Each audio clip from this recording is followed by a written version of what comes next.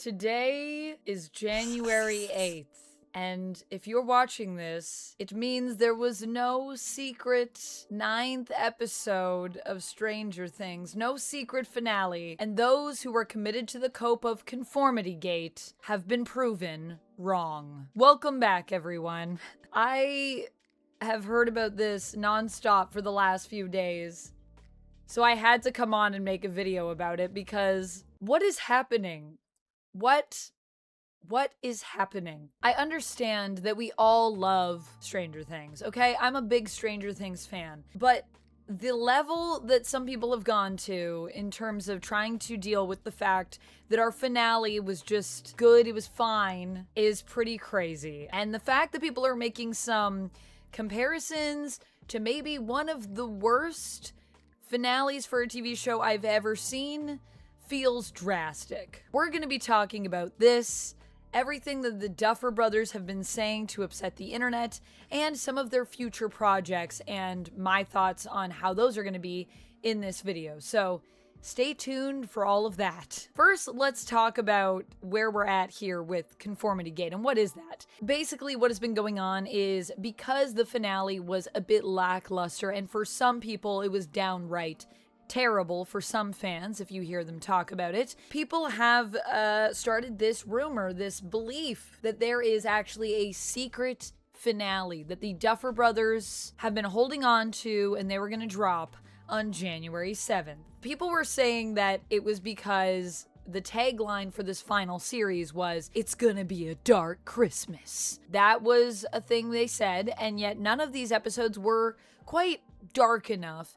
And so they were saying Christmas, there's not just one Christmas, there's also Orthodox Christian Christmas, which is, I believe, celebrated in Russia and Ukraine. I've never been to either, so if I'm wrong about that and the internet has led me astray, I apologize. But that is the thing that people were saying. They were like, so January 7th is Orthodox Christian Christmas, so that must mean that that's when the real truth is going to be revealed. And everything we've seen, this happy ending, it's all a lie. It was all Vecna.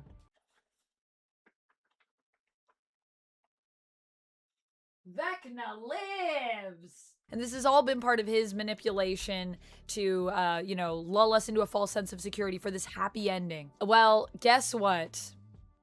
Nope, that's not a thing. And I'm not surprised that's not a thing, but I'm also not surprised that fans have been going hard on a lot of their theories. And to be honest, because of season 4, I think, we were kind of spoiled with this idea of how everything could be connected and secrets being revealed. So it makes sense that people have gotten to this place where they just can't stop hunting for clues and Easter eggs and all that stuff. Honestly, with the end of season 4, I feel like we wrote ourselves into a bit of a corner. You know, when I think about the beginning of season 5, it doesn't really connect to season 4's ending directly. When we ended season 4, the Upside Down had bled into the main reality, into our reality, and our heroes were going to be facing the fact that the Upside Down had now come to their own home turf. How are we going to deal with that? We're going to forget about the fact that that really ever happened,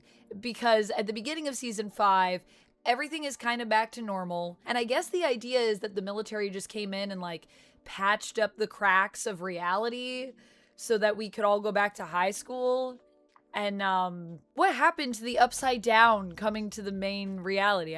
We never really addressed that. So it makes sense that people have been trying to come up with all these theories about how everything could make sense, because there's just a lot of things that don't make sense. And I think the reason why we made that pivot is because the end of season 4 was so awesome and so cool that the Duffer Brothers, I think, maybe just didn't really know where to take the story next. I think that was always kind of their plan maybe for season 4 and where it would end, but they didn't really think too much beyond. And then we were getting close to this time where now we've been waiting so long for season 5.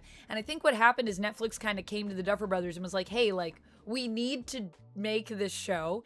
And they didn't really know exactly where to take it next. So instead, they kind of just reworked the whole idea of the Upside Down coming to Hawkins, coming to the main reality. And then that's kind of what season 5 ended up being about, right? This idea of the merging of worlds. So they kind of just redid the end of season 4, but with more stuff. And then that was what season 5 became. Now, I don't think the finale was that bad. I think that there are problems like, this is an inconsistency and there's some other ones. And I talk about that in my full review for the season finale and the season at large. If you haven't watched that out, you can check that out over here. But I think that there is a lot of little hints and things that were just unresolved that fans also clung to, and it makes sense, to be honest. Have we gone a little too far off the deep end? Yeah, I think so. And have we started to imagine things where there is nothing? Yeah. Have we made up Morse code to try to explain the tapes behind Robin and why they are the certain way they are, to try to confirm this whole theory of conformity gate? And then when that theory is presented to the community at large, are there other people in the community that actually speak Morse code that have come in to say that's not even what that means in Morse code? Do you even know Morse code? You're just kind of making stuff up now. Yeah, all of that did happen. And that's why I think we've gone a little bit too far off the deep end. That is a real theory that someone came up with. So that's how I know that we are coping a little too hard right now. And I think the thing is season 4 did this to us. It made us Easter egg really hard because there were so many layers to season 4 and so many revelations that came to pass. And I think that might be why the Duffer Brothers in interviews now are just claiming that everything in their story really kind of means nothing. If you haven't heard about this, they've been doing these interviews and upsetting the fan base at large because when questioned about some of the inconsistencies, like, how did everyone get up on the cliff so fast in the finale?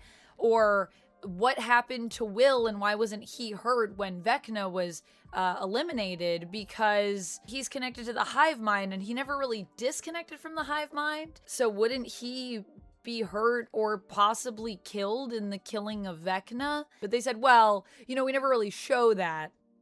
That's not really an answer as to how that makes sense. And when asked about things like, why 12 kids? I believe the Duffer Brothers said something akin to, well, with Vecna, he realized if he had one kid when he had Will, that was pretty powerful. So what could he do if he had more? He could merge these worlds if he just had more power. So he needed more of the kids to do that. Why 12? We like clock symbology. We like the clock symbolism. We think that's cool. People had whole theories about how the 12 kids represented the 12 spots on the clock, how this meant time travel was definitely going to happen because it was all related back to time, back to the clocks. People went deep on this whole idea of why there was 12 kids.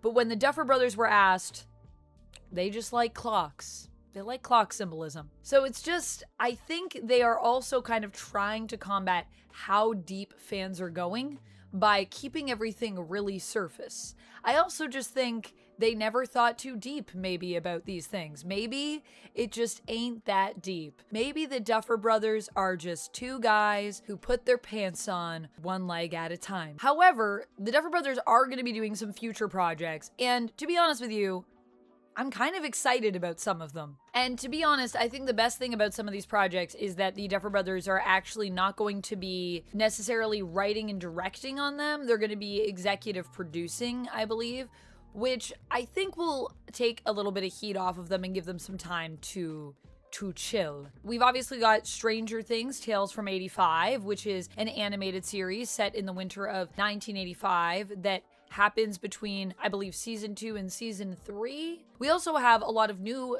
cast members coming in to voice our lovely main cast and familiar characters. So it'll also be cool to see some different talent take on the voices of these iconic characters we've come to know and love over the last decade. And I'm very curious to see what Untold Tales will have. I think it'll be like a fun little mystery series where each episode is probably like a wild thing happens in Hawkins and we got to figure out what's going on during the summer. I think that'll be really fun. But there's also some that are not connected to Stranger Things at all, and that includes The Burrows, which is a sort of supernatural mystery like what we have with Stranger Things, but it's in a retirement home. And our cast, who are these elderly who are going to be solving these mysteries, I believe, is Alfred Molina, Gina Davis, and it also includes Bill Pullman. I gotta say, I'm very excited for this show. And the Duffer Brothers will be executive producing that. So I am very curious to see where that show takes us. And I love kind of the almost the reverse, not the reverse, but like the alternative to Stranger Things, with the idea of now it's like an older group trying to solve some wacky things that are happening in a quiet sort of retirement home environment. I think that's going to be really fun. And that cast is insane, man. The cast is crazy. Look it up. So yeah, I mean, there was no finale, but I don't think we should worry too much about it. There is still some Stranger Things stuff coming. The Duffer Brothers are going to be doing some future projects, but executive producing, which I think is a smart move. And yeah, not everything means something, but I don't really mind that too much. I mean, it's done. It was a fun ride. I liked the closure we got. Not everything was perfect, but hey, it wasn't as bad as Game of Thrones. I'm just gonna say it. I think people that are saying that, I'm not sure if I can agree.